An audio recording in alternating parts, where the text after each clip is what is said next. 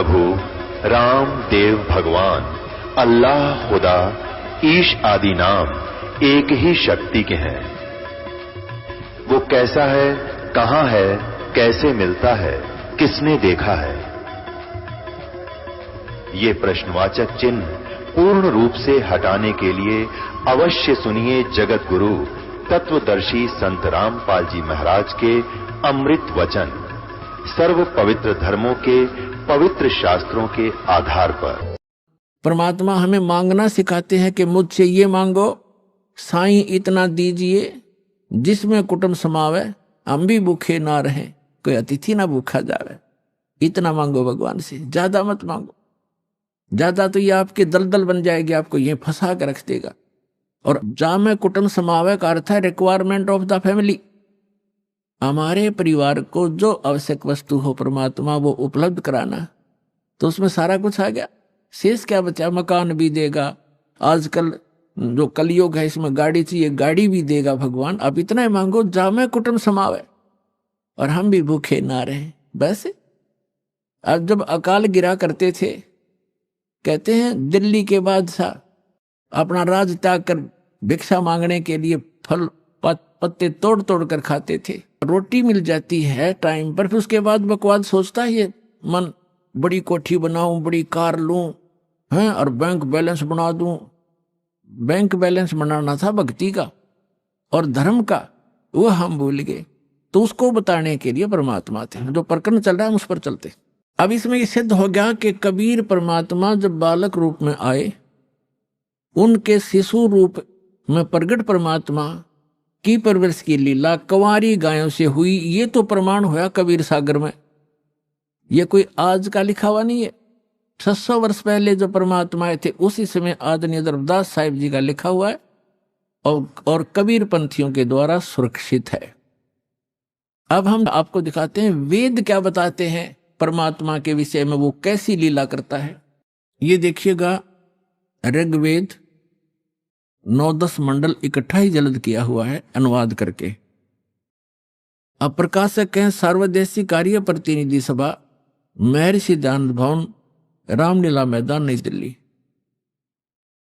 अब ये एक कमाल की बात एक और देखना पुण्यात्माओं, आपके ऊपर कैसी मेहर है भगवान की। यदि वेदों का अनुवाद ये दास करता, वही करना था जो इन चंद श्लोकों में उन लोगों ने किया है जो भगवान को निराकार मानते हैं। उनकी फाइनल है ये, उनका किनका? आर्य समाज वालों का, महर्षि दयानंद और उनके चेलों का। ये फाइनल फैसला है कि भगवान निराकार है, उसका कोई शरीर नहीं है, उसका कोई बॉडी नहीं है। और वेद भी उन्हीं के द्वारा अनुवादित है। ये चंद श्लोकों में परमात्मा ने उनकी दुर्बुद्धि पर पत्थर डाल दिए और एजिटी अनुवाद करवा दिया जो वेद का होना चाहिए था। थोड़ा बहुत उन्होंने गड़बड़ी की है, वो आप बुद्धिमान समाज आसानी से समझ सकता है। परमात्मा के द्वारा दिए गए तत्व ज्ञान से उसको आसानी से समझ सकते। तो देख, कमाल की बात है, आपके ऊपर रहम है दाता का कि उन्हीं के द्वारा अनुवादित में यह स्पष्ट है कि परमात्मा मनुष्य सदृश्य है, वहां से चल कर आता है और वो एक पुण्य आत्माओं को मिलता है, अच्छी आत्माओं को मिलता है। और किस लिए मिलता है? उनको उपदेश देता है, उनको तत्व ज्ञान सुनाता है। और वो क्या लीला करता है ये देखिएगा। अब ये आर्य प्रतिनिधि सभा यानी महर्षि दयानंद के चेलों द्वारा अनुवादित है, जो भगवान को निराकार मानते हैं। लेकिन वास्तव में वेदों में परमात्मा नर आकार है। नर माने मनुष्य जैसा, सहशरीर है। उसका नाम कबीर है और सतलोक से चलकर आता है। वहां जहां वो रहता है निज स्थान पर, सब भुवनों प्रिय, सब भुवनों के ऊपर के स्थान पर तिष्ठति, वहां बैठा है भगवान। राजा के समान देखने में है, वहां से चल कर आता है। 3 प्रकार से लीला करता है। जब द्वितीय प्रकार की लीला करता है, वो एक शिशु रूप धारण करके कमल के फूल के ऊपर, जल के ऊपर विराजमान होता है, जिस कारण से वो परमात्मा नारायण कहलाता है। नारायण का अर्थ होता है जल के ऊपर आके निवास करने वाला, आकर विराजमान होने वाला। और हम विष्णु जी को नारायण मान रहे थे, ये शेषनाग के ऊपर सोया करता इसलिए। नहीं, वो परमात्मा सतलोक से आता है, प्रत्येक बार यही लीला करता है और जल के ऊपर आकर विराजमान कमल के फूल पर होता है, इसलिए नारायण कहलाता है। तो वो नारायण है। और सत्यनारायण, सत्यनारायण का अर्थ होता है अविनाशी परमात्मा। सत्य माने अविनाशी, हम सत साहेब कहते हैं उसको, अविनाशी परमात्मा। तो अविनाशी परमात्मा कबीर जी हैं, श्री ब्रह्मा, श्री विष्णु, श्री शिव जी ये नासवान परमात्मा हैं, भगवान हैं, स्वामी हैं, प्रभु हैं। इनकी जन्म मृत्यु होती है। और इसका प्रमाण है श्री देवी भागवत यानी देवी महापुराण, गीता प्रेस गोरखपुर से प्रकाशित, सचित्र मोटा टाइप, 3रा स्कंद 123 पृष्ठ पर। भगवान विष्णु स्वयं कहते हैं अपनी माता से कि तुम शुद्ध स्वरूपा हो और ये सारा संसार तुम इसे उद्भासित हो रहा है। मैं ब्रह्मा और शंकर, विष्णु जी करे, आपकी कृपा से विद्यमान है। हमारा आविर्भाव माने जन्म और तिरोभाव माने मृत्यु हुआ करता है, हम अविनाशी नहीं है। और शंकर भगवान कहते हैं, हे माता, जब ब्रह्मा जी का जन्म आपसे हुआ तो क्या मैं तमोगुण लीला करने वाला शंकर आपका पुत्र नहीं हुआ?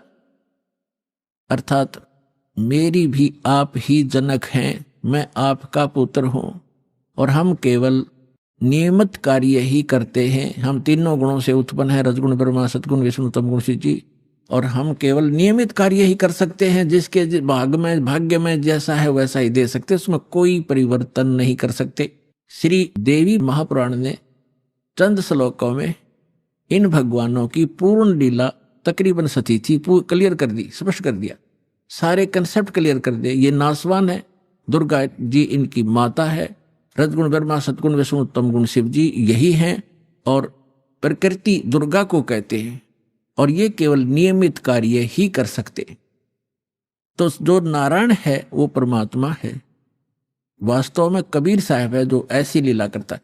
अब वेदों में दिखाते हैं आपको कि जब वो परमात्मा आता है शिशु रूप धारण करके, उसमें उनके परवरिश की लीला कंवारी गायों के द्वारा होती है। ये देखो, अब हम वेद पढ़ रहे हैं, आपको दिखा रहे हैं, ये वेद हैं, अभी आपको दिखाया था, अब और देख फिर पुनः दिखाते हैं। ये कहां से प्रकाशित है?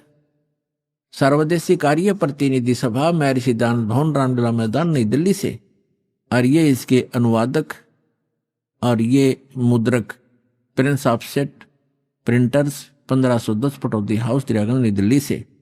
और अब हम आपको ऋग्वेद मंडल नंबर 9 का और सूक्त नंबर 1 दिखाते हैं। ये देखिएगा, ऋग्वेद भाष्यम अथ नवम मंडल, 9वां मंडल प्रारंभ होता है। इसका ये प्रथम मंत्र है। इसमें क्या लिखा है कि हे सोम स्वभाव परमात्मन, यानी परमात्मा की महिमा चल रही है। सोम माने परमात्मा, सोम, ये भी ध्यान रखना, अभी आगे चल के आपको ये हेल्प करेगा इस ज्ञान को समझने में। ये 1 नंबर मंत्र, मंडल नंबर 9 सूक्त नंबर 1 का अब मंत्र नंबर हम दूसरा पढ़ रहे हैं। इसमें है हे परमात्मन आप, है ना, परमात्मा की महिमा चल रही है, ये ध्यान रखना।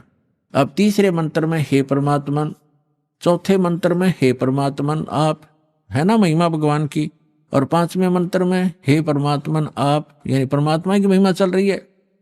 अब छठे मंत्र में मंडल नंबर 9 सूक्त 1 मंत्र 6, हे परमात्मन, है परमात्मा की महिमा।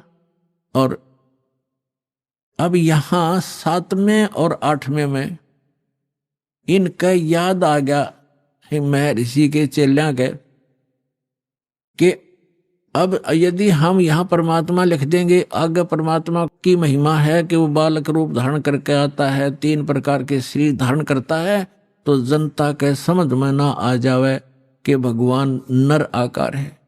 तो यहां इन्होंने परमात्मा ना लिख के पुरुष लिख दिया। ये देखिएगा, ऋग्वेद मंडल नंबर 9 सूक्त 1 और मंत्र नंबर 7, इसमें 6 तक तो उस हे परमात्मा लिखते आ रहे हैं, 6 तक तो। अब 7वें में इनकी बुद्धि फिर थोड़ी सी उकस गई, यहां लिख दिया तम उस पुरुष को, उस पुरुष लिख दिया, भगवान नहीं लिखा। अच्छा, यहां तीसरा फिर उस पुरुष को। अब ये पुरुष और कंसेप्ट क्लियर करना पड़ेगा, पुरुष माने परमात्मा होता है। अब देखो, महर्षि दयानंद के द्वारा ज्ञान दिया गया है कि परमात्मा निराकार है, और जिसको माना है आर्य समाज के व्यक्तियों ने, और पूरा विश्व ही माने बैठा है कि भगवान निराकार है। अब महर्षि दयानंद को हम छोड़ देंगे क्योंकि हमने वेदों से प्रमाणित करना है कि वेद क्या कहते हैं। अब यजुर्वेद उन्हीं के द्वारा अनुवाद है, महर्षि दयानंद के द्वारा। यजुर्वेद अध्याय नंबर 40 के मंत्र नंबर 15 और 17 में ये कंसेप्ट कति क्लियर हो जाएगा।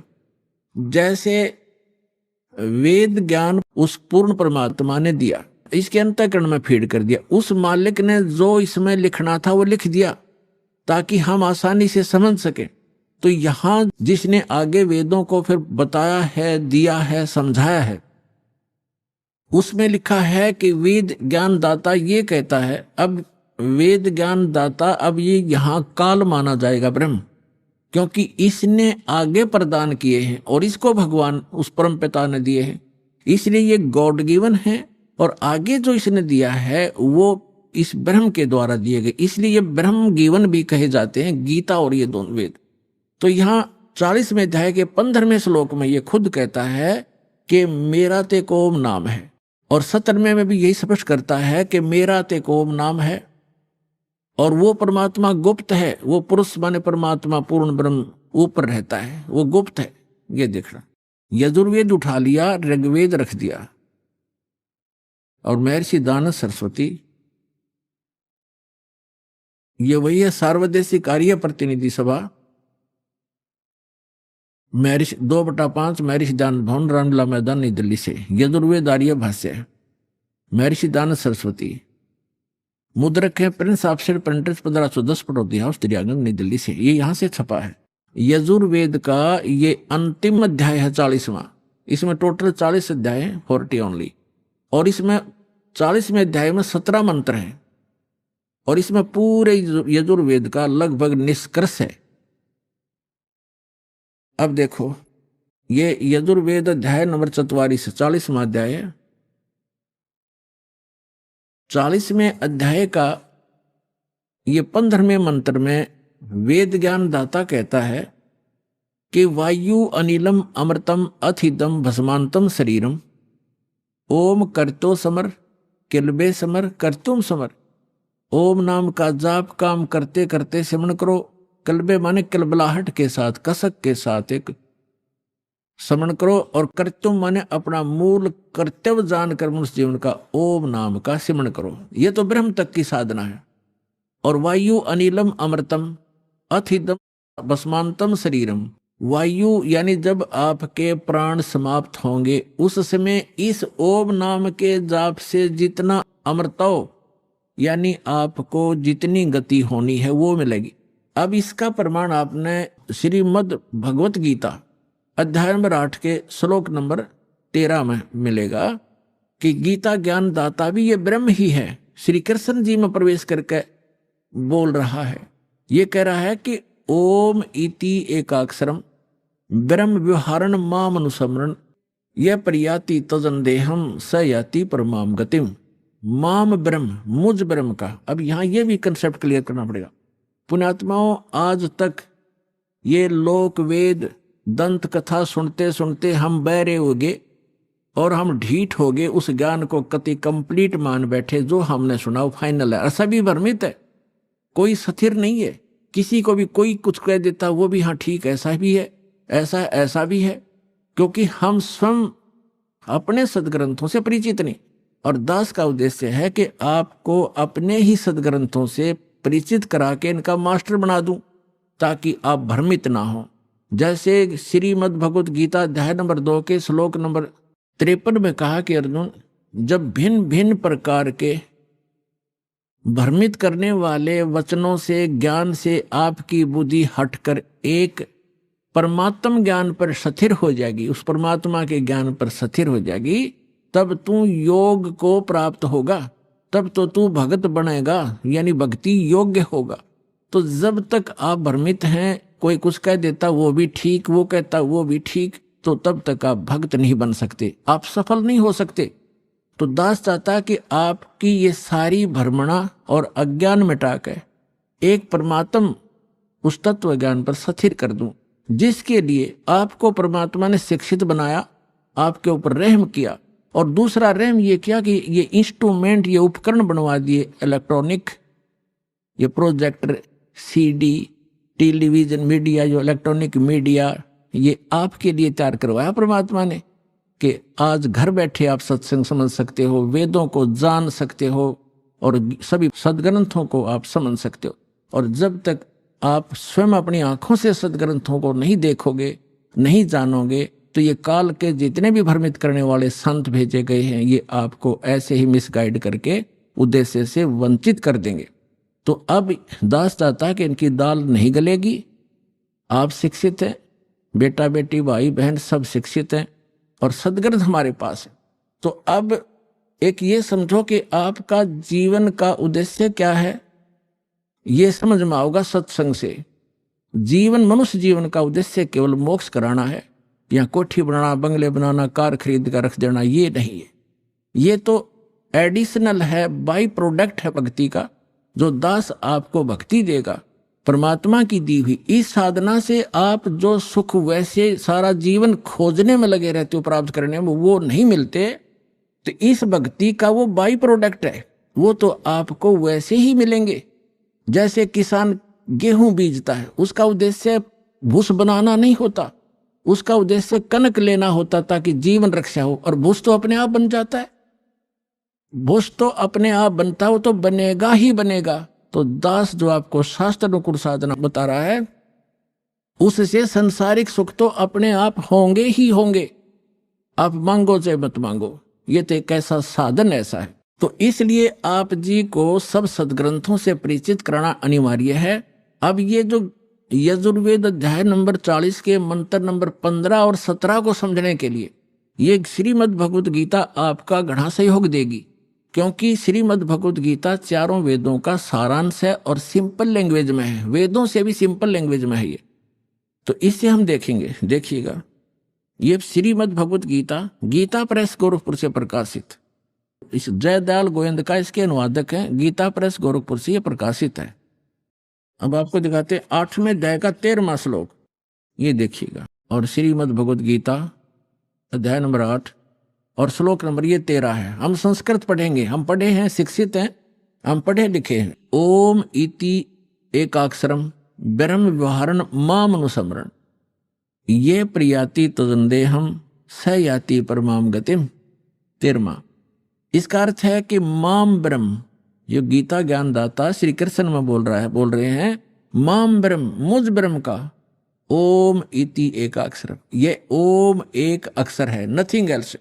और व्यवहारण अनुसमरण, उच्चारण करके सिमरण करता हुआ, ये प्रियाति तदंदेहम, यानी शरीर छोड़कर जाते समय, भस्मांतम शरीरम, वेद में यजुर्वेद अध्याय नंबर 40 के मंत्र नंबर 15 में भस्मांतम शरीर लिखा है, और इसमें लिखा है ये प्रियाति तजंदेहम स याति परमाम गतिम, ओम से मिलने वाली जो परम गति है वो इस तरह प्राप्त होगी, मुझ ब्रह्म का, माम ब्रह्म, मुझ ब्रह्म का, ओम इति एक अक्षरम, ये ओम एक अक्षर है, सुमन करता हुआ, उच्चारण करके सुमन करता हुआ, ये प्रियाति तजंदेहम, जो शरीर छोड़कर जाता, स याति परमाम गतिम, वो परम गति को प्राप्त होता, ओम से मिलने वाली परम गति।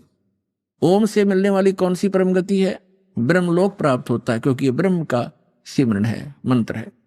और 8वें अध्याय के 16वें श्लोक में गीता जी में लिखा है कि ब्रह्मलोक में गए हुए प्राणी भी पुनर्जन्म मृत्यु में आते हैं, वो भी पूर्ण मोक्ष प्राप्ति नहीं करते। लेकिन ये कंसेप्ट जो आज इतना ही क्लियर करना था कि ये ओम मंत्र ये ब्रह्म का है।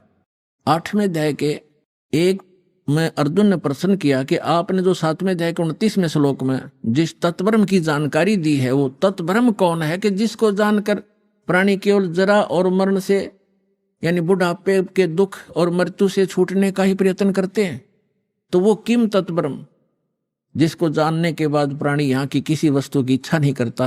गीता ज्ञानदाता ने 8वें अध्याय के 3रे श्लोक में कहा कि वो परम अक्षर ब्रह्म है, वो तो परम अक्षर ब्रह्म है, यानी गीता ज्ञानदाता से अन्य, वो सुप्रीम पावर है।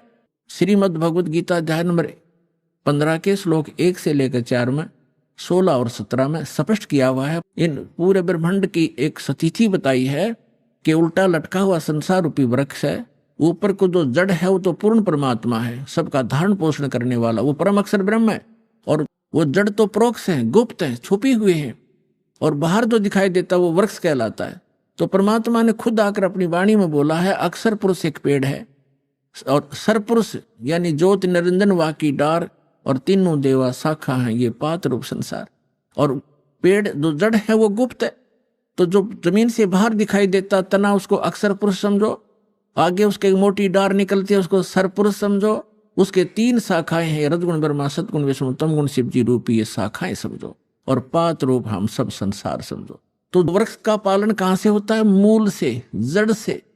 तो श्रीमद् भगवद गीता अध्याय नंबर 15 के श्लोक 1 से लेकर 4 में और 16 और 17 मंत्र में यह स्पष्ट किया गया है कि तत्वदर्शी संत की पहचान भी बताई है कि तत्वदर्शी संत वो होगा जो इस उल्टे लटके हुए संसार रूपी वृक्ष के सभी विभागों को भिन्न भिन्न बता देगा। पहले तो परमात्मा आए थे, तत्वदर्शी संत की भूमिका भी वही करके जाते हैं, इसलिए वो एक प्रसिद्ध कवि भी कहलाते हैं, लोकोक्तियों के माध्यम से, कविताओं के माध्यम से ज्ञान सुनाते हैं। तो उन्होंने 600 वर्ष पहले बताया था अक्षर पुरुष एक पेड़ है, और सरपुरुष वाकी डार, और तीनों देवा शाखा हैं ये पात रूप संसार। अब वो जड़ कौन बताओगा? जड़ तो उन्होंने गुप्त छोड़ दी, इस दास को भेजा कि वो जड़ कौन है? वो कबीर साहब है, वो परम अक्षर ब्रह्म है, वो मूल। तो 15वें अध्याय के गीता जी के 1 से 4 का अर्थ है, गीता ज्ञानदाता कहता है कि अर्जुन तत्वदर्शी संत की यह पहचान होगी कि उस संसार रूपी वृक्ष के सभी पार्ट्स को, सभी विभागों को, तना, डार, पत्ते, जड़ कौन है? तो जो बताता है सवेदवित वो तत्वदर्शी संत है। उसके पश्चात तत्वदर्शी संत की प्राप्ति के पश्चात परमेश्वर के उस परम पद की खोज करनी चाहिए जहां जाने के बाद साधक लौटकर कभी संसार में नहीं आते। और जिस परमेश्वर ने सारे ब्रह्मांडों की रचना की, और केवल उसकी भक्ति करना, मेरी भी नहीं करना, यदि पूर्ण मोक्ष चाहता है, जहां जाने के बाद फिर लौटकर नहीं आते वहां जाना चाहता है। और फिर 15वें अध्याय के 16 और 17 में बताया है कि 3 पुरुष हैं, सरपुरुष और अक्षर पुरुष। सरपुरुष तो ये ज्योति निरंजन काल है, अक्षर पुरुष उसका तना समझो जो 7 संग ब्रह्मांड का स्वामी है, और सरपुरुष केवल 21 ब्रह्मांड का स्वामी है, और उसके 3 शाखा हैं जो वृक्ष के, वो रजगुण ब्रह्मा सतगुण विष्णु तमगुण शिव जी रूपी समझो। और फिर बताया है 15वें अध्याय के 17वें श्लोक में कि उत्तम पुरुष है तू अन्य परमात्मा इति उदाहरते। उत्तम पुरुष तो कोई और है, जिसको भगवान कहते हैं, परमात्मा कहते हैं, वही तीनों लोकों में प्रवेश करके सबका धारण पोषण करता है। अवय ईश्वर है, वो अविनाशी परमेश्वर है, सबका धारण पोषण वही करता है। जैसे मूल से, जड़ से पूरे पेड़ की, वृक्ष की पोषण होता है, परवरिश होती है। तो यहां ये स्पष्ट किया। और कई आपको भ्रमित कर देंगे कि गीता अध्याय नंबर 15 के श्लोक नंबर 18 में गीता ज्ञानदाता कहता है कि मैं लोक वेद में पुरुषोत्तम प्रसिद्ध हूं। तो पुण्यात्माओं, वहां ये क्या कहता है कि मेरे अंतर्गत जितने भी प्राणी हैं 21 ब्रह्मांड में, इनसे मैं श्रेष्ठ हूं, इनसे मजबूत हूं, इनसे बलवान हूं, ताकतवर हूं, बुद्धिमान हूं। इसलिए लोक वेद में इस दंत कथा के आधार से मैं पुरुषोत्तम प्रसिद्ध हूं। आई एम नॉट पुरुषोत्तम, क्योंकि उसने तो 15वें अध्याय के 17वें श्लोक में स्पष्ट कर दिया कि पुरुषोत्तम तो कोई और है, उत्तम पुरुष है तू अन्य परमात्मा इति उदाहरते। कहने का भाव ये है कि एक तो 2 परमात्मा से दोगे। गीता अध्याय नंबर 18 के श्लोक नंबर 62 में और 66 में गीता ज्ञानदाता स्वयं कहता कि अर्जुन तू सर्वभाव से उस परमेश्वर की शरण में जा, उस परमेश्वर की कृपा से ही तू परम शांति को और सनातन परम धाम को प्राप्त होगा। यानी परम शांति चाहिए, और शाश्वत स्थान जहां जाने के बाद फिर लौटकर कभी संसार में नहीं आते वो चाहिए। तो उस परमेश्वर की शरण में जा, यानी गीता ज्ञानदाता से अन्य है। और फिर उसके विषय में बताया कि 4थे अध्याय के 32 और 34 मंत्र में स्पष्ट किया है कि वो परमात्मा अपने मुख कमल से आके एक ज्ञान देता है, वो तत्व ज्ञान है। उसके मुख कमल से बोलेगी वाणी में, सच्चिदानंद घन ब्रह्म की वाणी में वो यज्ञों की जानकारी यानी धार्मिक अनुष्ठानों की जानकारी विस्तार से कही गई है। वो तत्व ज्ञान है। उस तत्व ज्ञान को तो तत्वदर्शी संतों से पूछ, मैं नहीं जानता। यदि जानता होता गीता ज्ञानदाता तो एक अध्याय और बना देता। इसलिए उसने कह दिया है कि तत्वदर्शी संतों से पूछो। फिर बताया है कि तत्वदर्शी संत की प्राप्ति के उपरांत 15वें अध्याय के 4थे श्लोक में परमेश्वर के उस परम पद की खोज करनी चाहिए जहां जाने के बाद साधक फिर लौटकर संसार में कभी नहीं आते। फिर 17वें अध्याय के 23वें श्लोक में उस परमेश्वर को पाने की, शाश्वत स्थान को पाने की, उस परम धाम को पाने की विधि बताई है। ओम तत्सत इति निर्देश ब्रह्मण त्रिविध समर्थ है।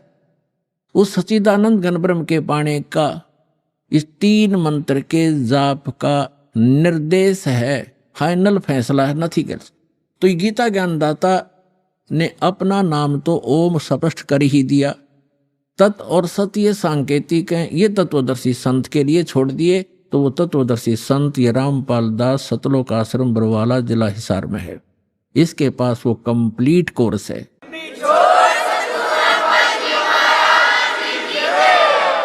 तत् और सत ये सांकेतिक है। तत् ये अक्षर पुरुष का मंत्र है, ये अन्य मंत्र है, तत् नहीं है, अन्य मंत्र है। और सत ये परम अक्षर ब्रह्म का मंत्र है, जाप है, वो अन्य मंत्र है। उसको सार शब्द भी कहते हैं, सार नाम भी कहते हैं, आदि नाम भी कहते हैं। तो ये कंप्लीट कोर्स है उस परमेश्वर के पाने का। और वो कंप्लीट कोर्स उस तत्व ज्ञान के अंदर है जो परमात्मा ने स्वयं आकर बोला है। उसमें कंप्लीट ज्ञान है, कंप्लीट कोर्स है। प्रथम मंत्र सतनाम, फिर सार नाम, इससे मोक्ष होगा।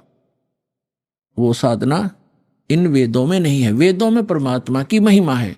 परमात्मा कबीर जी ने 600 वर्ष पहले अपनी अमृतवाणी में तत्व ज्ञान में कहा था कि वेद मेरा भेद है, मैं ना मिलूं वेदन के माही, और जौन वेद से मैं मिलूं। ये वेद जानते नहीं, ये चारों वेद मेरी महिमा का गुणगान करते, लेकिन इन वेदों में वर्णित विधि से मेरी प्राप्ति नहीं हो सकती। और जिस ज्ञान से, जिस वेद से, उस तत्व वेद से मैं मिलूं, वो ज्ञान इन वेदों में नहीं। ये वेद जानते नहीं।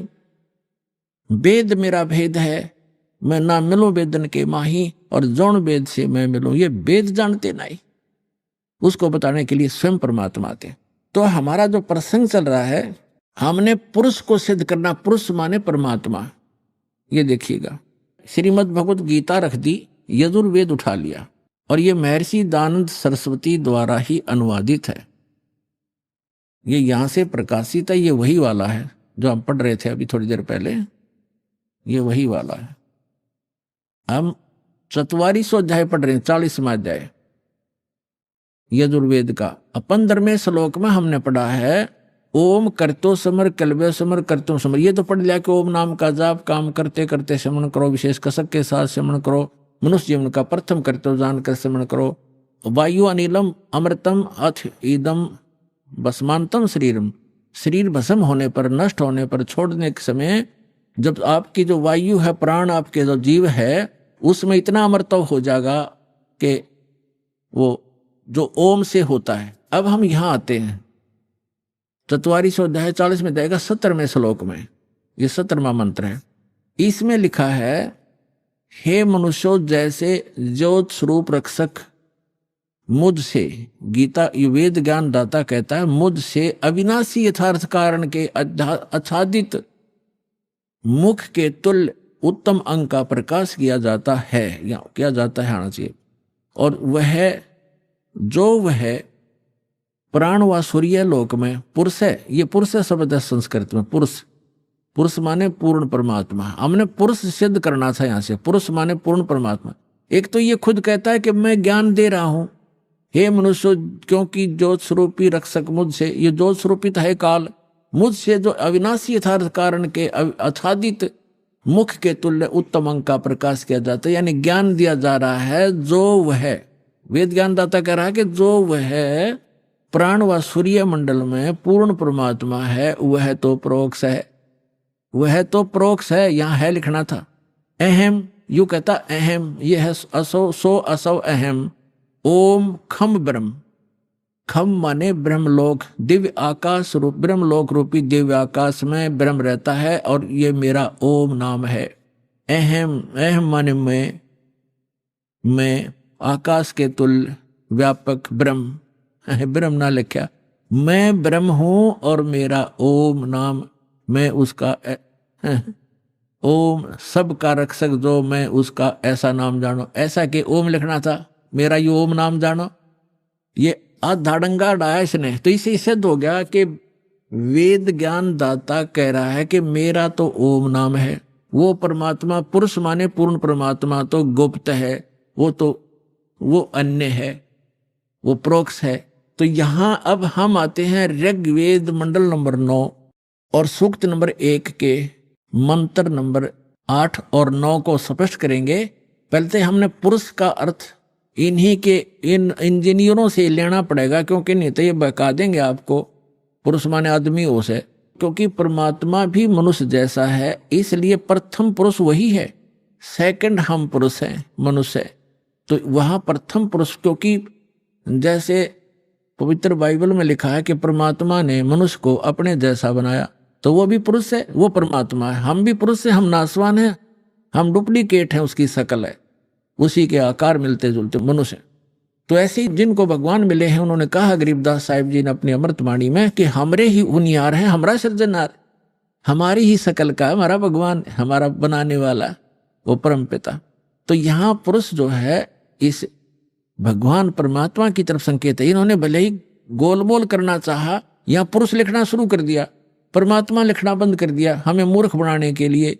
ये जनता के नासक थे, इनको संस्कृत अवश्य आती थी, अध्यात्म ज्ञान था नहीं। ये काल के भेजे हुए दूत थे, चाहे महर्षि दानंद हो, चाहे इसके चेले जितने भी जो अनुवाद कर रहे हैं इसका वेदों का, ये स्वयं भ्रमित हैं और समाज को यथार्थ ज्ञान नहीं दे सके। और चाहे आज तक के जितने ऋषि महर्षि हुए हैं, उनको यथार्थ ज्ञान नहीं था। केवल परमात्मा ने जिन महापुरुषों को अपना परिचय दिया, अपना साक्षात्कार करवाया, सचखंड लेकर गए, वापस छोड़ा, उन महापुरुषों को छोड़कर और किसी के पास अध्यात्म ज्ञान नहीं था। अब वो ज्ञान इस दास को दिया उस परम पिता ने, इसका लाभ उठाओ। अब देखो, अब हम आगे ऋग्वेद मंडल नंबर 9 सूक्त 1 और मंत्र नंबर ये 6 तक तो ये परमात्मा लिखते आगे, और 7 में इन्होंने पुरुष लिखना कर दिया। उस पुरुष को, उस परमात्मा को लिखना था, तब माने उस परमात्मा उस पुरुष को लिख दिया। कोई बात है यार, यहां गड़बड़ कर दी। अब पुरुष माने परमात्मा, आपको पूर्ण परमात्मा, तो हम इसको पूर्ण परमात्मा बोलेंगे। उस पूर्ण परमात्मा को उग्र गतियां प्रेरणा करती हैं, यानी जब संसार में हाहाकार मच जाती है और अध्यात्म गुरु जो है अज्ञानी हो जाते हैं, उनका उद्देश्य केवल जनता को ठगना ही हो जाता है और हाहाकार मच जाती है, सब प्राणी दुखी हो जाते हैं, तो परमात्मा दुखी होता है, क्योंकि हम सभी उनके बच्चे हैं, वो हमारा पिता है, तो अपने का दुख अपनों को ही होता है। तो फिर वो परमात्मा उन उग्र गतियों से प्रेरित होकर 600 वर्ष पहले परमात्मा आए थे, ऐसा ज्ञान बता गए थे, एकदम शांति हो गई थी समाज में जो अभी तक चल रही थी। कोई लूटा खसोटी नहीं थी, प्यार से रहते थे, कोई किसी की आत्मा दुखाते समय डरता था भगवान से। अब आग लगी है, सब पूरे विश्व में माया माया दिखाई देती है, ना कोई लाज रही, ना कोई शर्म रहा, ना भगवान का डर रहा। तो अब पुनः स्थापना करने के लिए उस शांति की और भक्ति की परमात्मा ने पहले से ही वचन बोल रखा था कि जब कलयुग 5500 वर्ष बीत जाएगा, तब मैं अपना दास भेजूंगा, उसको पूर्ण ज्ञान दूंगा। आइए अब हम उन श्रद्धालुओं के अनुभव जानते हैं जो जगत गुरु तत्वदर्शी संत रामपाल जी महाराज जी से दीक्षा प्राप्त कर चुके हैं तथा उनके द्वारा बताए गए भक्ति मार्ग पर चल रहे हैं। सर नमस्कार। नमस्कार सर। सर क्या नाम है आपका? दीपू दास। सर कहाँ से आए? मैं उन्नाव जिला और उत्तर प्रदेश से आया हूँ। सर संत रामपाल जी महाराज से नाम दीक्षा लेने से पहले क्या भक्ति साधना करते थे आप? सर मैं संत रामपाल जी महाराज से नाम दीक्षा लेने के पहले ओम नाम का जाप करता था और उससे मेरे अंदर सिद्धियाँ आ गई थीं, जिसके कारण मेरे को जितने भी धर्म गुरु हैं सबके पास मैं गया था। मेरे को तलाश थी, परमात्मा को पाने की तड़प थी। मैं सबसे पहले दिव्य ज्योति जागृति संस्थान आशुतोष महाराज के पास गया, वहाँ भी देखा, वहाँ भी उनके अंदर भी कोई पावर मेरे को नहीं लगा। मैंने कबीर सागर, साखी, शब्द रामायणी, अनुराग सागर, बीजक सब कुछ पढ़ रखा था, गुरु नानक देव की वाणी, गीता जी को सबको पढ़ रखा था। उसके आधार से कोई भी ऐसा संत मेरे को नहीं दिखा जो शास्त्र के आधार से भक्ति बताता हो। उसके आधार से फिर मैं उसी की तड़प में, परमात्मा की तड़प में निरंकार वाले के पास गया। वहाँ भी मांस वास खाते हैं, पैर छूते हैं एक दूसरे को, और ऐसा देख के कि कबीर साहब ने ऐसा तो कहीं भी नहीं किया है, ना बोला ऐसा। तो वहाँ भी मैं लौट के आ गया वापस। उसके बाद में मैं राधा स्वामी, धन सतगुरु, उनमें भी 1.5 साल तक रहा और 5 नाम का जाप किया, वहाँ भी कोई भी फ़ायदा नहीं मिला। फिर मेरी शादी हो गई 2011 में। तो मैं रो रहा था, बैठा बरामदे में बैठा और कुर्सी पे बैठा था और मेज़ पे रो रहा था, परमात्मा, मैं अपनी सिद्धि से देख रहा था कि पूरी पृथ्वी पे कोई भी गुरु नहीं है, धर्म गुरु, जो कबीर साहब के द्वारा बताए हुए मार्ग को बता सके। मेरे को सब चीज़ दिखती थी, पूरी पृथ्वी एक ग्लोब की तरह, जैसे ऐसे दिखती थी फिल्म की तरह, उसमें सब कुछ मैं सब देख रहा था। मेरे को ऐसे ही अचानक मैं रो रहा था, तड़प रहा था परमात्मा के लिए, मेरा मनुष्य का जीवन बर्बाद हो जाएगा, शादी भी हो गई।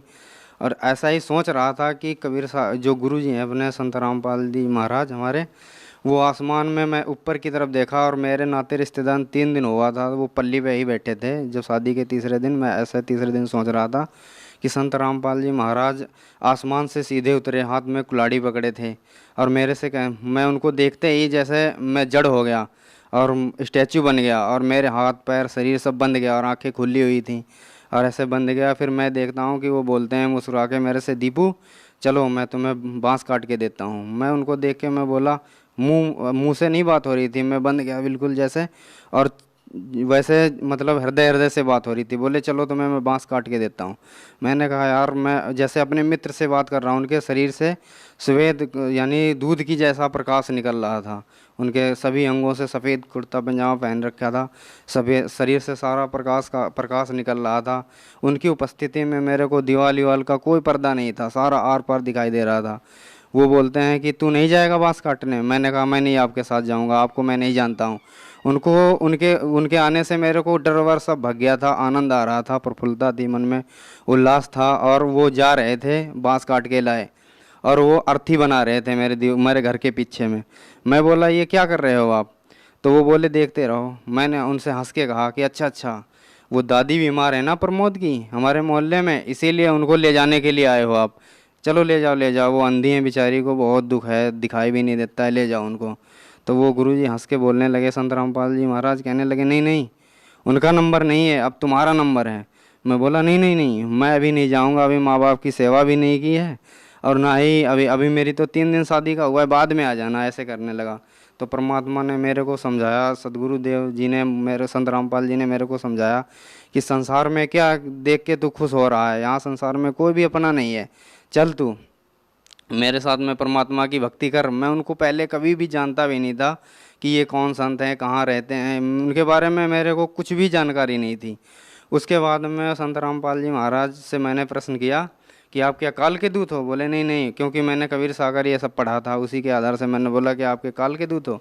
बोले नहीं, मैं काल का दूत नहीं हूँ। फिर उन्होंने समझाया, मेरे को बहुत दिखाया, फिर बोले काल देखेगा कैसा होता है? मैंने कहा हाँ देखूंगा। उनकी जो आकृति होती है वो इनविजिबल होती है, तुरंत ही जैसे एक बहुत बड़ा तालाब जैसा होता है, उसमें से कचड़ा खून खच्चड़ ऐसे भरा पड़ा रहता है, उसमें से एक बहुत भयंकर आकृति निकल के आती है सामने। अब वो आकृति जैसे चपटा मुँह का है और चपटे मुँह का है, उसके पूरे शरीर से जैसे कोई घाव जैसा फोड़ा फट जाता है ऐसे था, पूरे शरीर में उसके घाव था और वो सड़ा हुआ था बिल्कुल कतई, उसको गंध आ रही थी, बदबू आ रही थी। और वो मेरे को पकड़ लिया उसने पंजे में और मैं झटपटाने लगा, रोने लगा कि है पर मम्मी पापा जितने भी बाहर बैठे थे, बचाओ, कोई भी मेरी तरफ नहीं देख रहा था। उसके बाद मैं उनसे जब कह लिया कि नहीं बचा रहे हैं, मैं आंसुओं की धार थी, कोई भी मेरी तरफ देख नहीं रहा था और मेरे को दबा रहा था, वो हड्डियां चटक रही थी, आंसुओं की धार बंधी हुई थी। तभी मैंने कहा, जितने भी भाई हमारे बुआ मामा फुप्पा लगते थे सबसे कह लिया, मगर किसी ने मेरी तरफ ध्यान नहीं दिया। तभी तक मैंने देखा कि वो जिससे मैं कह रहा हूँ बचाओ, पूरे गांव वालों को उसका इतना बड़ा पंजा है, उसमें सबको पकड़ रखा है खाने के लिए। तब मेरे को परमात्मा, मैंने साखियाँ सब पढ़ी थी, तब मेरे को वो श्लोक याद आ गया कि कबीर साहब कहते हैं कि झूठे सुख को सुख कहे मान रहा मन मोद, जगत चबेना काल का कुछ मुख में कुछ गोद। उसके बाद में फिर मेरे अंदर एक दिन ऐसा और हुआ कि एक बार एक कबीर साहब के रूप में एक बहुत बड़ा सा यानी देव कोई आया, फरिश्ता, उसको मैं ऐसे ही कहूँगा फरिश्ता क्योंकि कबीर साहब ही थे वो। उन्होंने कहा कि तुम परमात्मा को देखोगे? मैं बहुत ढूंढता था ऐसे। मैंने कहा हाँ देखूँगा। तो उन्होंने क्या किया, मेरे पेट पे हाथ फेर दिया ऐसे, जैसे पेट पे हाथ फेरा जैसे टीवी में नहीं वो आते हैं चित्र ये सब, ऐसे मेरे को पूरा जितना भी नदियाँ झरना पहाड़ पोखर पूरी पृथ्वी सब दिखाई देने लगा। सारे देश, जितने भी जीव जंतु, पृथ्वी वे सब कुछ दिखाई दिया। नदियाँ, झरना, बर्फ़ से ढकी हुई पहाड़ियाँ, सब कुछ दिखाई दिया।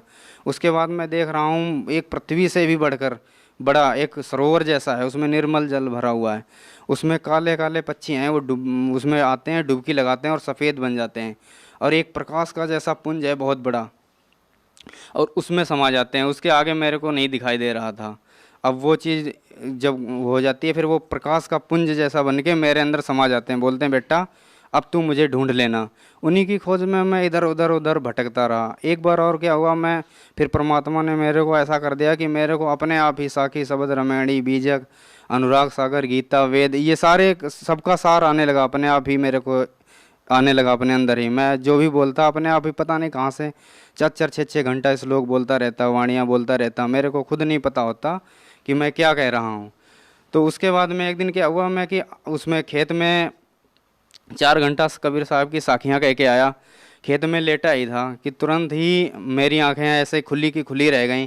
आसमान की तरफ देखा, चांदनी, पूर्णिमा की रात थी, चांदनी थी पूरी और नक्षत्र जगमगा रहे थे। थोड़ी देर बाद देखा, 11 बजे का टाइम था रात को, कि सारे नक्षत्र चंद्रमा सब गायब हैं, कोई भी दिखाई नहीं दे रहा, चांदनी केवल दिखाई दे रही है। मैंने सोचा कि अभी ये कहाँ चले गए, अभी तो यहीं पे जगमगा रहे थे। ऐसा ही विचार कर रहा था कि मेरे अंदर आनंद आया और हमारी आंखें खुली की खुली रह गईं। अचानक ही एक किताब प्रकट होती है आसमान में, सफ़ेद रंग की, और उस किताब पे जैसे हम लोग टाइपिंग करते हैं ना, वैसे ही नक्षत्र, चंद्रमा, तारा सब कट कट कट टाइपिंग होते हुए चले जाते हैं। फिर वो किताब जो भर जाती है वो गायब हो जाती है। उसके बाद में गुलाबी रंग का कमल निकलता है और पूरे आकाश में खिल जाता है। जब गुलाबी रंग का कमल खिल जाता है, उसमें देखता हूँ कि गरीबदास जी महाराज गेरुए रंग की जो ड्रेस पहने हैं, कपड़े, उसको पहन के सिरा उस पे आसन पे जैसे उसमें है, और वैसे बैठे हुए हैं, आशीर्वाद ऐसे दे रहे हैं, मुस्कुरा रहे हैं और ऐसे ऐसे भाव भी मेरी तरफ कर रहे हैं। मैं उनको जानता भी नहीं था, और इतना कोमल, इतना वैसा पारदर्शी शरीर, जैसे कमल की पंखुड़ियों से भी हल्का आर पार दिखाई दे रहा। उनके शरीर से यानी सोने जैसी लाइट निकल रही थी पूरे शरीर से। और जैसे कहते हैं वेदों में कि उस लोग कहते हैं कि उसकी प्रतिमा कोई नहीं है, तब मेरे को परमात्मा के बारे में समझ में आया कि संसार में वास्तव में उसकी कोई प्रतिमा नहीं है, उसके जैसा कोई है ही नहीं यहाँ पे संसार में। इस प्रकार से देखा। और फिर एक बार मैं, मेरा जो दोस्त है अब भगत है वो पहले, तो मैं एक बार ऐसे ही परमात्मा का ध्यान करते करते, नाम भी नहीं लिया था उसके पहले कि ये सब घटनाएं, ऐसे ही ध्यान करते करते मेरे को एक दोस्त आया मेरा और गाड़ी में बिठा के ले गया आसमान में। वहाँ पे बिना नींव, कमल खिला हुआ है, बिना नींव का मंदिर है, और वहाँ पे हिंदू, मुस्लिम, सिख, ईसाई, ये कोई भी वैन नहीं है, सभी धर्मों के लोग आ रहे हैं, आपस में मिल के रह रहे हैं। फिर आपस में वहाँ पे बिना नींव का वो कमल का फूल है, कोई उसका आधार नहीं है, उसमें आरती हो रही है। उसको देख के वहाँ पे बहुत शांति है, कोई भी लड़ाई झगड़ा नहीं, कोई जुरिडिक्शन बाउंड्री नहीं, कोई समय सीमा, मुल्क, दायरा, जात पात, वहाँ कुछ भी नहीं। उसको देख के मैं सोचा कि मैं यहीं रहूँगा, यहीं रहूँगा। वो थोड़ी देर बाद मैं वहाँ घूमता फिरता रहा, तो थोड़ी देर बाद वो लड़का बोला कि चलो तुम्हारा यहाँ काम ख़त्म, नीचे जाओ। मैं बोला नहीं नहीं मैं नहीं जाऊँगा। ज़बरदस्ती वो करने लगे, 4-5 आए, मेरे को ज़बरदस्ती भेजने लगे नीचे। जैसे ही मेरे को ज़बरदस्ती नीचे भेजने लगे, मैंने कहा अच्छा भेज तो रहे हो नीचे, मगर मेरे को यहाँ का पानी पी लेने दो। जब मैंने कहा पानी, कोई पात्र दो ऐसे, तो उन्होंने मेरे को जो चलनी होती है जिसमें आटा वाटा निकाला जाता है वो देते हैं। वो नल में लगाता हूँ तो सारा पानी नीचे चला जाता है। मैं सोचता हूँ कि अरे यार तुम मेरे को मूर्ख बना रहे हो, उनसे कह रहा हूँ, और ये तो इसमें तो पानी रुकेगा भी नहीं, ये तो सारा नीचे चला जाएगा। तो वो उसने कहा कि इसी प्रकार से बिना गुरु के सारा ज्ञान जो भी अर्जित करोगे सब नीचे ही चला जाएगा, टिकेगा कुछ भी नहीं। तो इस प्रकार से फिर मैं गुरु की तलाश में निकला। फिर मैं दिल्ली में आ गया। तो दिल्ली में ज्ञान गंगा मेरे को एक भगत जी ने दी। भगत जी ने जब ज्ञान गंगा दी, उसको पढ़ा। जो वो ज्ञान जो मेरे अंदर पहले से फीड किया था परमात्मा ने, जो मेरे को परमात्मा ने बताया था, सदगुरुदेव रामपाल जी ने, और जो पहले से बताया था, उसी में सब कुछ लिखा मिला वैसा ही। वो मेरे को पढ़ने से पहले ही पता चल गया पूरा। एक लाइन पढ़ता, आगे ज़्यादा समझ में आ जाता। उसके हिसाब से फिर गुरुजी का एक दिन सत्संग मेरे को देखने को मिला। जब सत्संग देखा तो गुरुजी उत्साह के साथ और खूब जोश से परमात्मा की वाणी को बता रहे थे। और ऐसा मैंने अन्य संतों के पास गया, वो केवल सद्गुणों की पुष्टि करते हैं पहले, फिर उसके बाद में अपना मत प्रकट करते हैं। अपना मत प्रकट करने के बाद जीवों को सम्मोहित करके यानी वाणी से वो करके फिर उनको पाखंड, आडंबर, बाहरी कर्मकांड ये सब बताते हैं, जिससे उनकी जीवों की बुद्धि नष्ट हो जाती है। और उसके बाद में काल का ये सब पाखंड, आडंबर ये सब है, फिर जीव के अंदर आशाएं, इच्छाएं, तृष्णाएं और ये भोग विलास के प्रति इच्छा ये सब जागृत होती है और उनके पास कुछ भी नहीं है, इसीलिए उनको कोई लाभ नहीं होता है। तो फिर सदगुरुदेव उसने बताया मेरे को, उसमें एड्रेस पे पढ़ा कि बरवाला में, ये गुरुजी को देख के ही मैं पहचान गया कि अरे ये तो वही वाले गुरुजी हैं जो मेरे को पहले मिले थे। पहले जब मैं जानता भी नहीं था इनको, तो मेरे को पता करना था कि कहाँ, उनसे भगत जी से पूछा कब चलोगे कब चलोगे।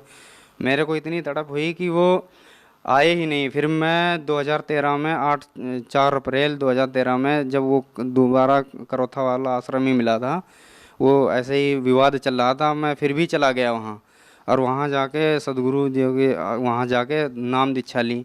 और वहाँ जाते ही मेरे को ऐसा लगा कि जैसे मैं इन सबको पहले से ही जानता हूँ और उन सब से इतना हिल मिल गया कि वो सब अपने जैसे लगने लगे। वहाँ जाके ऐसा भाव, ऐसा कि ये तो वहाँ तो ईंट पत्थर में हम भटक रहे थे, धक्के खा रहे थे, ये तो जागृत मंदिर है। सब जितने भी थे वो हम ईंट पत्थर के देवता बनाए हुए थे, यहाँ तो सारे देवता ही देवता हैं। उनसे मिलकर मेरे को बहुत खुशी हुई। कोई भी बुराई नहीं, कोई नशा नहीं करते, कोई भी उनके अंदर बुराइयां नहीं है, नशा और ये जितनी भी दारू, गांजा, भांग, तंबाकू ये कुछ भी नहीं करते। और उन्हीं वही फिर परमात्मा से नाम दीक्षा ली वहाँ पे, और नाम दीक्षा से फिर भक्ति स्टार्ट की परमात्मा की। सर, आपने लगभग हिंदुस्तान के सभी प्रसिद्ध धर्मगुरुओं से, उन पंथों से जुड़े, उनसे आपने नाम दीक्षा ली, उनसे आपको कोई संतुष्टि नहीं हुई। सर, संत रामपाल जी महाराज से नाम दीक्षा लेने के बाद आपको संतुष्टि हुई। संत रामपाल जी महाराज ने आपको ऐसी क्या बातें बताई जिससे आपको संतुष्टि हुई और अन्य धर्मगुरुओं से वो बातें आपको सुनने को नहीं मिली? सर जी, ऐसा हुआ था, मैं इससे पहले राधा स्वामी में था। राधा स्वामी में 5 नाम देते थे। उस नाम से क्या हो रहा था कि मैं उसका जाप करता था, 1.5 घंटे 2 घंटे करता था, 2.5 घंटे करता था, जिसके कारण जो मेरा मन है वो शांत नहीं हो रहा था। मेरे अंदर हजारों प्रश्न थे कि परमात्मा कैसा है, कहाँ है, ऐसे। और उसमें क्या है कि वो बता रहे थे कि परमात्मा ज्योति है, और निराकार भी बताते परमात्मा ज्योति और नाद के रूप में सब कण कण में विद्यमान है। और वहाँ निराकार ही निराकार है, चेतनता ही चेतन है, निराकार है परमात्मा। वहाँ बूंद ऐसे समा जाती है जैसे समंदर में पानी की बूंद, और मोक्ष हो जाता है। मगर जब मैंने परमात्मा की वाणी पढ़ी थी तो उसमें कबीर सागर में लिखा था परमात्मा सा शरीर है, और उसके एक रोमकूप में अरबों खरबों सूर्यों का प्रकाश है अकलोक में। और वहाँ जो आत्माएं चली जाती हैं वह उनके शरीर के अंदर 16 सूर्य चंद्रमा की मिली जुली रोशनी, ऐसी रोशनी है उनके अंदर जिसमें वो जलन गर्मी ना हो, ऐसी रोशनी है। तो उसी आधार से मैं उसमें शांति नहीं मिल रही थी। मैं ढूंढ रहा था कि ऐसा कौन सा गुरु मिले। जब मैं गुरु जी के पास आया तो मेरे अंदर जो विकार थे वो धीरे धीरे 3 स्थिति में नाम देते हैं, क्योंकि संत रामपाल जी महाराज हैं, वो गीता जी में जैसे लिखा हुआ है 17वें अध्याय के 23 मंत्र में, ओम तत्सत इति निर्देशाय त्रिविद्या। तो 3 विधि हैं परमात्मा को, सच्चे परमात्मा को पाने के लिए। इसी प्रकार गुरु ग्रंथ साहिब में भी लिखा हुआ है कि सच्चा सदगुरु सोई कहावे, 2 अखड़ का भेद बतावे, एक लखावे एक छुड़ावे, एक लखावे दृढ़ावे, तो निज प्राणी घर को जावे, भाग भाग 2 अक्षर भाग, होगा खसम तो लेगा राख। तो इस प्रकार से, और नानक साहब कहते हैं कि एक शब्द नानक दी मन बसिया, नानक होत निहाल, 52 अक्षर लोक तेरे सब कुछ इन्हीं माही, ये अक्षर खिंजावेंगे वो अक्षर इनमें नहीं। तो इस आधार से मैंने जब उनके पास जाकर देखा, फिर मैंने कबीर सागर भी पढ़ा था, 10 मुकामी रेखता था, कबीर साहब की वाणी थी, कर नैनो दीदार महल में प्यारा है, हो घोड़े सवार भरम से न्यारा है। ये सारी वाणी पहले से मेरे को याद थी। उसके आधार से जो पहला मंत्र था ये बताते ही नहीं थे, और ये मंत्र ऋण, ये जो देवी देवताओं का कमलों का जो मंत्र होता है इनसे निकलने के लिए, वो बताते नहीं थे। और मेरे को ऐसा लगता था कि ये भी हमारे बुरे नहीं हैं, क्योंकि जो ये देवी देवता हैं, क्योंकि पूरी सृष्टि ये हमारा परिवार है। और इसी प्रकार से वो कुछ बताते भी नहीं थे। पहला मंत्र बोलते थे कि ब्रह्मा विष्णु शिव से क्या हमें लेना देना है, हम तो इसके त्रिकुटी के ऊपर जाएंगे। और हम इसी चक्कर में मेरे को शांति भी नहीं मिल रही। तो ऐसा हुआ कि उनके द्वारा नाम करके जाप देख लिया मैंने। पहले ओम नाम जो जपा था उससे जो नाद ये 5 बताते थे, नाद ध्वन, तो जब हम शरीर को खाली करके ऊपर आते थे तो त्रिकुटी के अंदर एक ज्योति जैसी जलती दिखाई देती थी। ये जब सुन्न हो जाता था पूरा शरीर, यही नाड़ियाँ ये घंटे की तरह टन टन जैसे बोलती सुनाई देती थी। उसके बाद में जो आपस में ये कमलों से खिंचाव होता था, यही वीणा की तरह आवाज़ करती थी जैसे धुन। और हृदय के अंदर ये ढोल जैसा जब खाली हो जाता है गड़गड़ का ऐसा बजता है, मुरली की आवाज़, ऐसे श्वास से शंख जैसी आवाज़। तो इसी चीज़ को ये बताते थे। मगर ये तो केवल काल का लोक है। उस अवस्था को मृत जीव शरीर को छोड़ के जाता है तो वो तो ब्रह्मलोक की केवल प्राप्ति है। मगर जब सदगुरु देव के पास आकर मैंने देखा कि वो सतलोक की बात बता रहे हैं, और सत्यनाम भी 2 अक्षर का जो है वो मेरे को सदगुरुदेव से ही मिला। सर, सतलोक आश्रम बरवाला में आपने संत रामपाल जी महाराज से नाम दीक्षा ली, तो सर संत रामपाल जी महाराज से नाम दीक्षा लेने के बाद आपको क्या क्या लाभ हुए? सबसे पहले तो मेरे को जो हमारे अंदर बहुत से प्रश्न रहते थे कि परमात्मा कैसा है, कहाँ मिलेगा, ऐसे वो तलाश ख़त्म हुई, और हमारे अंदर जो तड़प थी वो भी शांत हो गई। जो हमारा मानसिक, आध्यात्मिक, शारीरिक, भौतिक पतन हो चुका था, वो सदगुरुदेव के यहाँ आने से फिर से उत्थान चालू हुआ। और हमारी जो इंद्रियां हैं ये भी कम, मतलब हमारे परमात्मा के जाप के, जब सदगुरुदेव रामपाल जी के द्वारा सतनाम के जाप करने से जो हमारी इंद्रियां हैं, हमारी जो बुद्धि है जो बिल्कुल ख़त्म हो चुकी थी, उसमें क्या है कि परमात्मा के नाम से उस बुद्धि को निर्मल कर दिया। तो संत रामपाल जी महाराज के यहाँ नाम लेने से क्या हुआ कि मेरे अंदर सभी विकार दूर हो गए। उसके बाद में मेरा सर दर्द करता था आधा, क्योंकि मैं सोचता रहता था, ऐसे ज़्यादा चिंतन करता था, इसलिए सर दर्द मेरा आधा किया करता था। सदगुरुदेव के यहाँ नाम दीक्षा लेने से वो सर दर्द भी ख़त्म हो गया। आज मेरे को 3 साल हो गया, सर दर्द नहीं हुआ। उसके उपरांत एक बार क्या हुआ कि मेरे को पहला नाम लिया था, दूसरा हाजिरी लगवाने के लिए आना था। मैंने 13 ड्यूटी की थी केवल कंपनी में, और मेरे को कमरे का भी किराया देना था, वो सब देना था, रूम रेंट का ये सब। मैं घर चला गया था, दादी बीमार थी। उसके बाद मैं लौट के आया तो उसमें देखता हूँ कि मेरे पूरे महीने की सैलरी आई हुई है। तो ये सदगुरुदेव की कृपा से मेरे को लाभ मिला। और उसके बाद में जो भी बरवाला कांड में जो मैं अंदर गया, जेल में भी चला गया गुरु जी के वहाँ पे, तो वहाँ भी मेरे को बहुत ऐसे लाभ हुए कि वहाँ जाने से मेरे अंदर दृढ़ता आ गई। सदगुरु जो आते हैं ना, वो ऐसी लीला करते रहते हैं, क्योंकि वो नकली शिष्यों से छुटकारा पाने के लिए ऐसा करते रहते हैं। जैसे गुरु जी ने कहा भी है कि सदगुरु ऐसा चाहिए जैसे सूप स्वभाव, सार सार को गहे रखे थोता दे उड़ाए। जैसे एक आम का पेड़ होता है, वो जब छायादार वृक्ष के रूप में परिवर्तित हो जाता है तो उसमें फिर फूल आता है। सारे फूल फल नहीं बन जाते हैं, उसको फल बनने के लिए उसमें गर्म सर्द हवाएं भी चलती हैं, गर्मियों का मौसम होता है बहुत, और उसमें जिन सब फूल झड़ जाता है, वही टिक पाता है, फल के रूप में परिवर्तित हो पाता है, जिसकी पकड़ मजबूत होती है। उसके बाद में वो उसके अंदर जब मजबूत हो जाता है तो डालियाँ अपने आप झुक जाती हैं नीचे, और फिर उस फल के अंदर मिठास आ जाती है, और फिर पकता है, फिर उसके अंदर मिठास आती है। इसी प्रकार से हम जब सदगुरु के ऊपर दृढ़ता रखेंगे, और हम सब शास्त्रों को देख सुन के और पढ़ के तब आए हुए हैं सदगुरु की शरण में, अब हमें सब विश्वास हो चुका है कि हम यहाँ, क्योंकि हमारी वृत्ति अभी भी नाते रिश्ते परिवार इन्हीं में सब में अटकी हुई थी, और हम बहुत परिवार में इसी में उलझे रहते थे सभी लोग। अब जब जेल के अंदर चले गए तो हमें ये पता चल गया है कि संसार में कोई अपना नहीं है, और हम अकेले हैं, इस संसार में अकेले आए हैं, अकेले ही जाएंगे। इसीलिए अब हमें कोई चिंता नहीं है। अब हमें ये पक्का विश्वास हो चुका है कि अब हमारा मोक्ष पक्का हो चुका है। सर, जो लोग संत रामपाल जी महाराज से जुड़ना चाहते हैं वो संत रामपाल जी महाराज से कैसे जुड़ सकते हैं? अब चैनल पे सदगुरु रामपाल जी का सत्संग आता है, उसमें जो अंडरलाइन नीचे लिखा हुआ आता है, उसको जो उनसे जुड़ना चाहते हैं वो अपने उसमें नोट करें।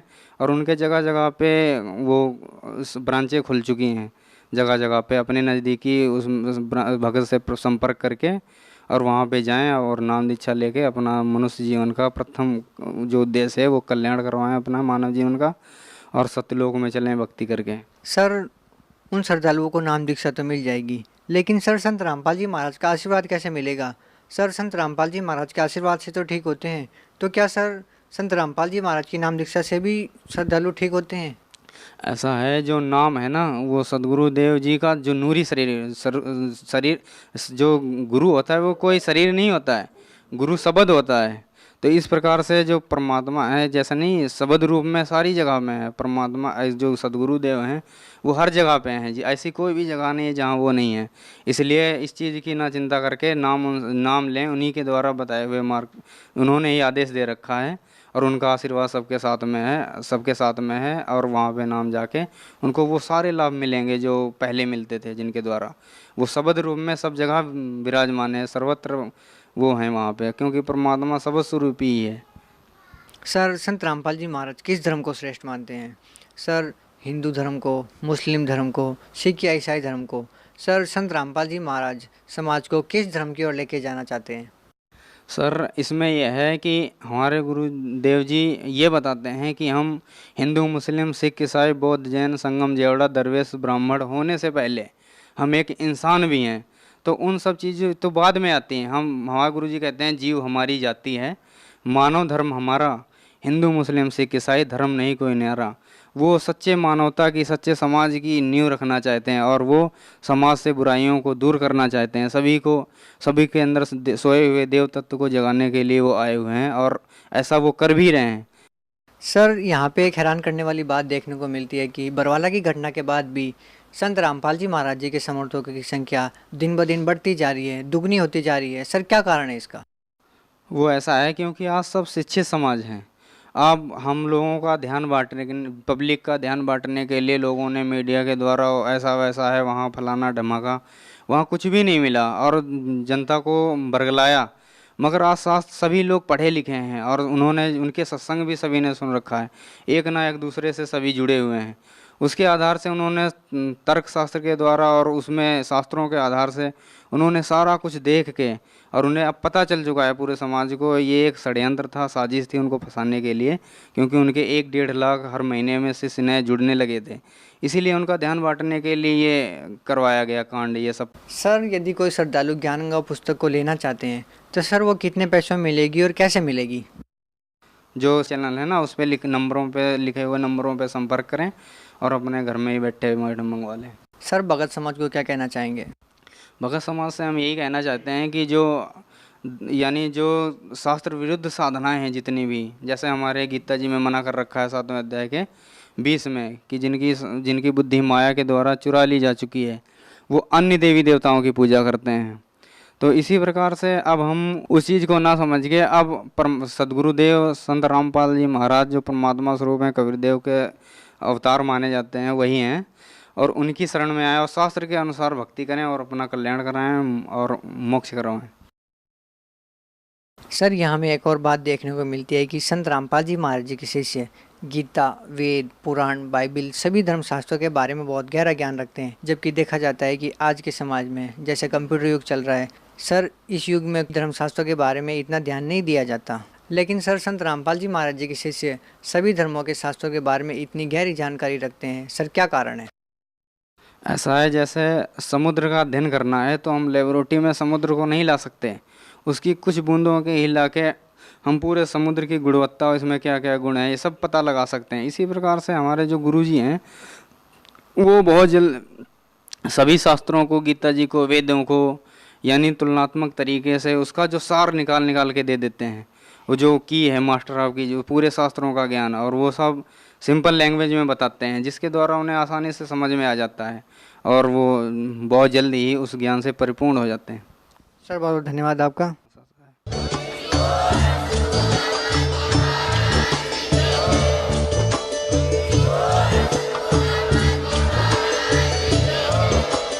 आप सुन रहे थे जगत गुरु तत्वदर्शी संत रामपाल जी महाराज जी के मंगल प्रवचन। अधिक जानकारी के लिए विजिट कीजिए हमारी वेबसाइट www.jagatgururampalji.org। संत रामपाल जी महाराज जी के शुभ आशीर्वाद से पूरे विश्व भर में 500 से भी ज्यादा नाम दीक्षा केंद्र हैं, जिन पर संत रामपाल जी महाराज जी द्वारा ऑनलाइन निशुल्क नाम दीक्षा दी जा रही है। अपने नजदीकी नाम दीक्षा केंद्र का पता करने के लिए संपर्क करें 8222880541।